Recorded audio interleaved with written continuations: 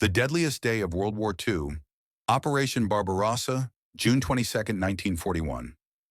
World War II was marked by years of unimaginable violence, yet one day stands above all others for the sheer scale of human loss. June 22, 1941. On this day, Nazi Germany launched Operation Barbarossa, the surprise invasion of the Soviet Union. Within 24 hours, an estimated 1 million Soviet soldiers were killed, wounded, or captured, along with tens of thousands of German casualties and countless civilian deaths. No other day in modern warfare has matched this level of destruction. A plan for annihilation. Adolf Hitler had long dreamed of destroying the Soviet Union. To him, the war in the East was not just territorial, it was ideological and racial. The invasion was designed as a war of extermination meant to shatter the Red Army, enslave or eliminate Slavic populations, and seize resources for the German Reich. To achieve this, Germany assembled the largest invasion force in history. 3.8 million Axis soldiers, 3,600 tanks, 2,700 aircraft, 7,000 artillery pieces. Three massive army groups advancing across a 1,800-mile front. Despite warnings from intelligence services, Joseph Stalin refused to believe Hitler would attack. Soviet border troops were unprepared. Aircraft sat lined up on airfields, and many units had no orders to fight back. Dawn of destruction. At 3:15 a.m., German artillery opened fire. Within minutes, the Luftwaffe struck hundreds of Soviet air bases, destroying over 1,200 aircraft on the ground before they could take off. Entire divisions were caught sleeping in their barracks. German armored spearheads, panzer divisions, punched through weak border defenses, surrounding Soviet armies in gigantic pockets. Communications collapsed. Commanders had no idea where the enemy was, or even whether they were allowed to retreat. By midday, Brest Fortress was encircled. Minsk was threatened. Thousands of Soviet soldiers were surrendering without firing a shot. Roads were clogged with refugees and retreating columns under constant air attack. Human catastrophe. The numbers from that single day are staggering. 600,000 to 800,000 Soviet soldiers killed or wounded, 200,000 to 300,000 captured, tens of thousands of civilians dead. Entire towns burned in the opening hours, German casualties around 10,000 to 15,000. Enormous for one day even, for the attacker, families were torn apart instantly. Many soldiers never even reached their units before being overrun. Jewish communities in border regions were among the first civilian victims as Nazi killing squads. The Einsatzgruppen followed the advancing army. Why losses were so extreme? Several factors made June 22nd uniquely deadly. Total surprise. Soviet forces were positioned for peacetime, not defense. Modern blitzkrieg tactics, coordinated tank and airstrikes caused instant collapse. Scale of forces. Never before had so many troops fought across such a vast front. Ideological brutality. The Nazis deliberately ignored the laws of war. Encirclement battles. Whole armies were trapped with no escape. Unlike later battles where defenses were prepared, such as Stalingrad or Kursk, this was a massacre of an unready opponent. The day that changed the war. Ironically, Germany's greatest day of victory planted the seeds of its defeat. The invasion transformed a European conflict into a total global war of attrition.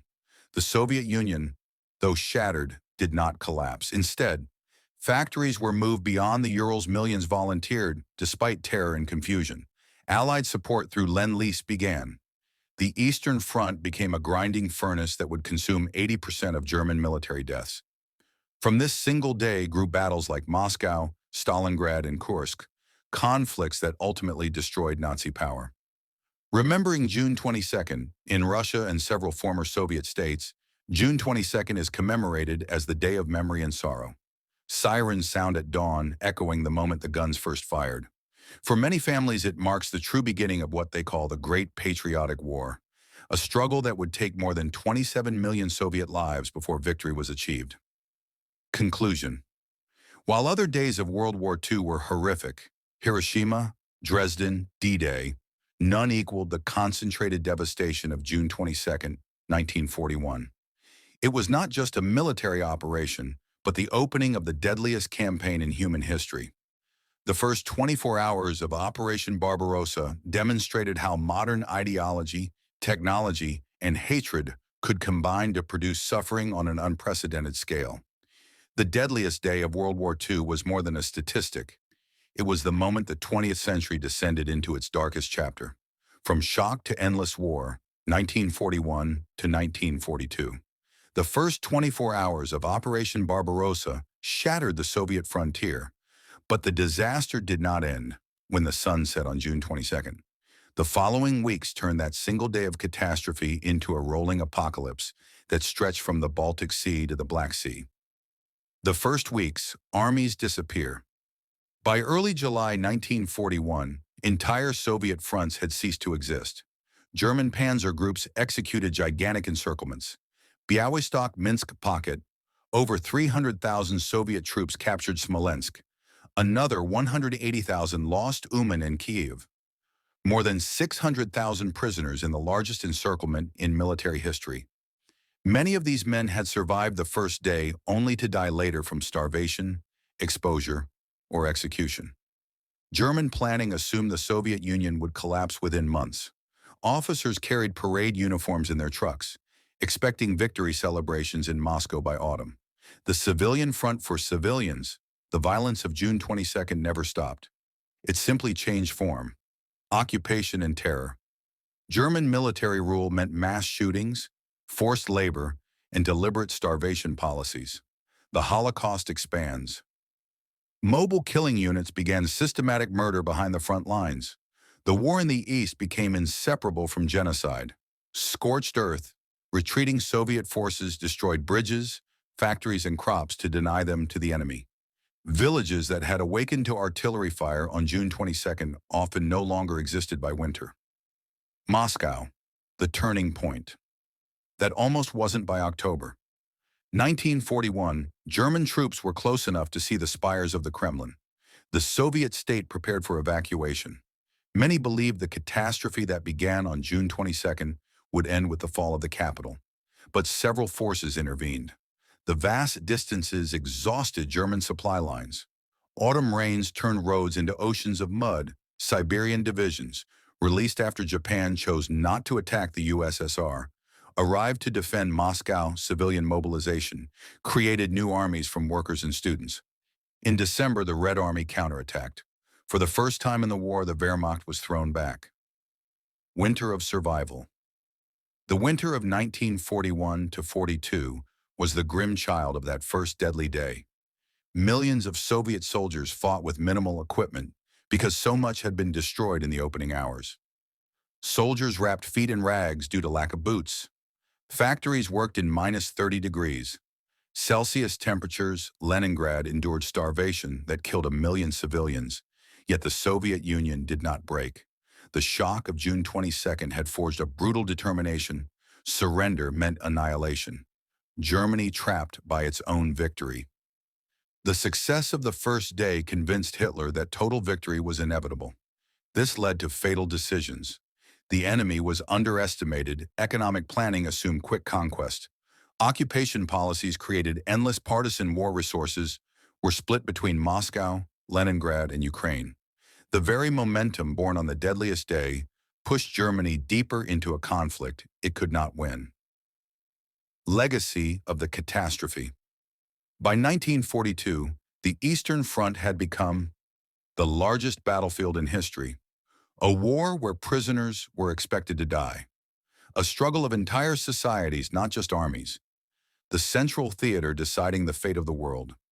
Every later horror, Stalingrad's ruins, Kursk's tank fields, Berlin's fall, grew directly from the explosion of violence that began on June 22, 1941. Closing reflection. The deadliest day of World War II was not only a moment of mass death, it was the doorway to a new kind of warfare. It erased the boundary between soldier and civilian, between battle and genocide. From that dawn onward, the conflict became a fight for existence itself. History often remembers victories and defeats. Yet June 22nd reminds us that some days are remembered simply because humanity fell further than it ever had before.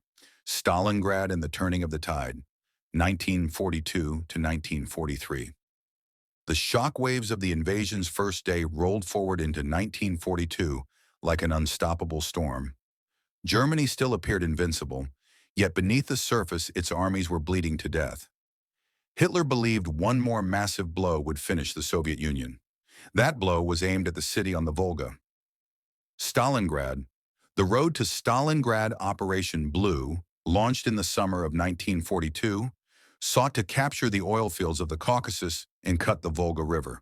Stalingrad was not originally the main objective, but its name and its factories made it irresistible to Hitler.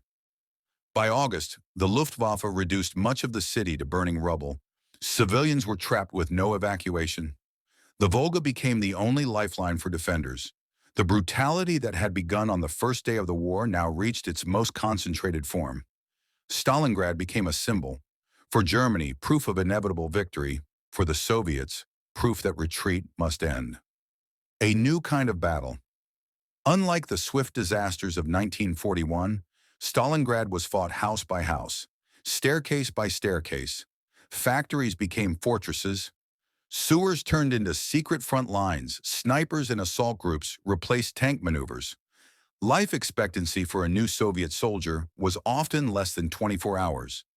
The city devoured both armies. The German Sixth Army, once the pride of the Wehrmacht, was slowly ground down by exhaustion and winter. Operation Uranus, revenge for 1941. In November 1942, the Red Army unleashed a plan born from the lessons of June 22.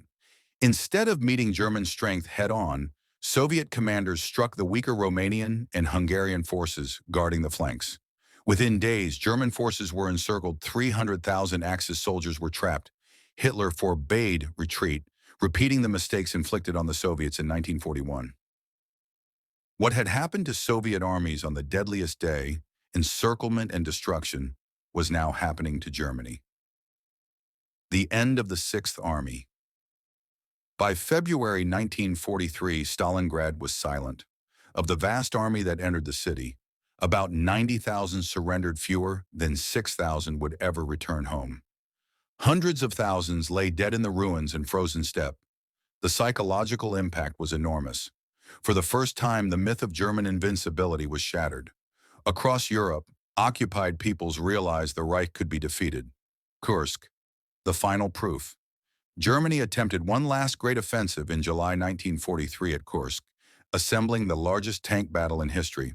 But the Soviet Union of 1943 was not the unprepared giant of June 22, 1941. Defenses were built in depth. Intelligence revealed German plans, new T-34 tanks, and experienced commanders awaited the attack. The German assault bled itself dry. After Kursk, the Wehrmacht would be in retreat until Berlin. From survival to victory, the Red Army that emerged from these battles was forged directly from the horrors of the invasion's first day. Officers learned modern warfare through terrible experience. Industry beyond the Urals outproduced Germany. Soldiers fought with the memory of burned villages and murdered families. What began as the worst military disaster in history became a war of national survival, and ultimately of revenge. The meaning of the turning point. Stalingrad and Kursk did more than change military momentum. They answered the question first asked on June 22, 1941. Could the Soviet Union live? The answer was written in the ruins along the Volga. The catastrophe that opened the war in the East had not destroyed the country. It had transformed it into a war machine capable of marching all the way to Berlin. Bridge to the final chapter. The road from Stalingrad led west through Ukraine, Belarus, Poland, and finally Germany itself. The Red Army would liberate death camps, discover the full scale of Nazi crimes, and carry the memory of that first terrible day to the Reichstag in 1945. From liberation to Berlin, 1944 to 1945. The victories at Stalingrad and Kursk did not end the suffering born on June 22, 1941. They only changed its direction. Now the Red Army advanced westward through lands that had been occupied for years. Landscapes filled with graves, burned villages, and survivors who remembered the first morning of the invasion. Operation Barbarossa, the storm returns.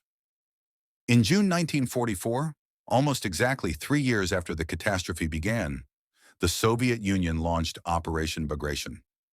It was deliberately timed as an answer to Barbarossa. 4 German armies were destroyed.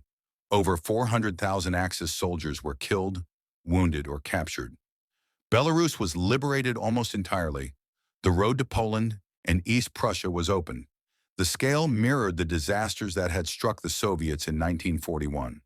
What Germany had inflicted on the first day of the war now returned with equal force, discovering the crimes. As Soviet troops moved west, they uncovered the full meaning of Nazi occupation.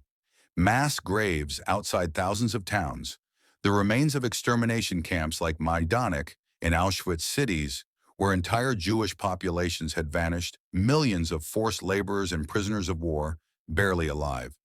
For many soldiers, these discoveries transformed the war into a personal mission of justice. The memory of June 22nd was no longer only about military defeat. It was about avenging families and villages erased from the map. The cost of advanced victory remained terribly expensive. Battles in Ukraine and Poland destroyed ancient cities. Civilians were caught between retreating Germans and advancing Soviets. Ethnic hatreds and fear produced new tragedies.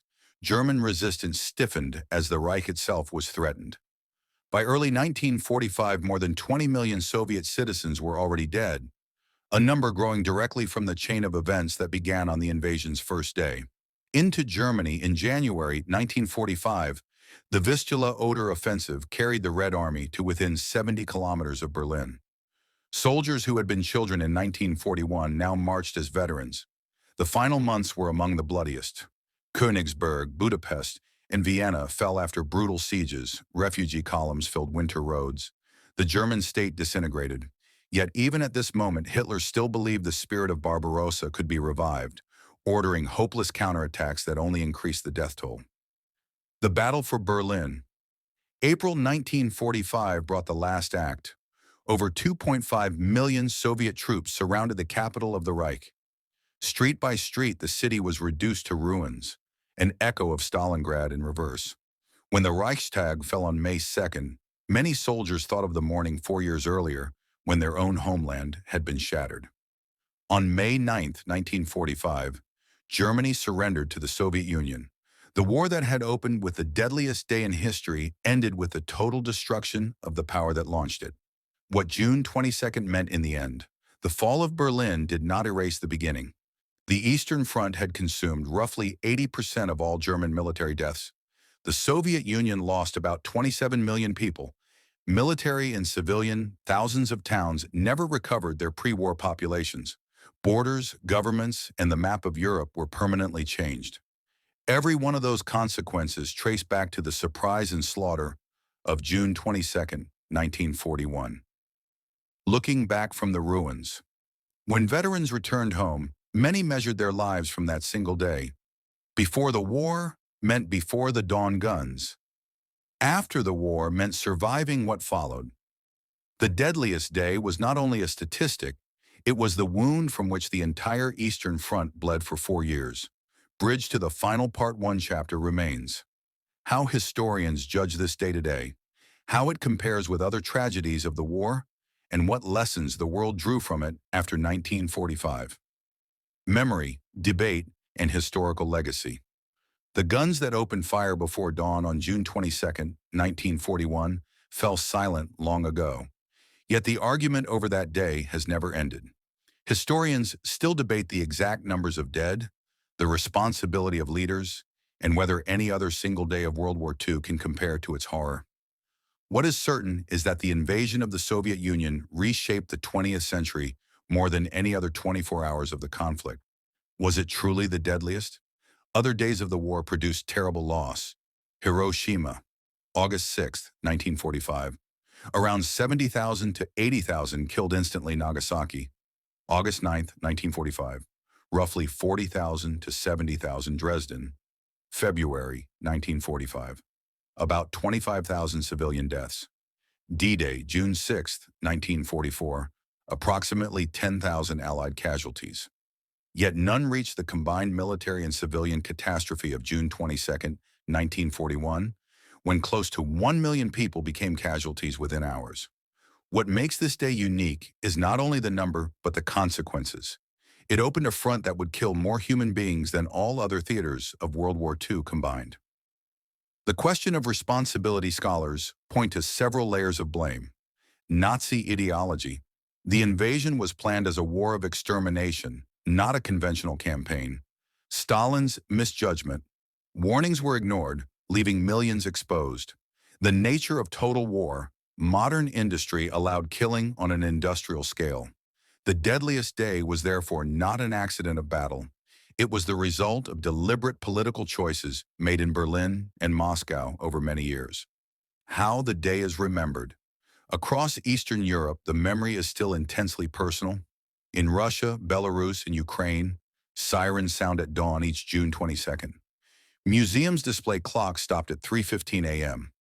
Families keep photographs of relatives who disappeared in the first weeks and were never found.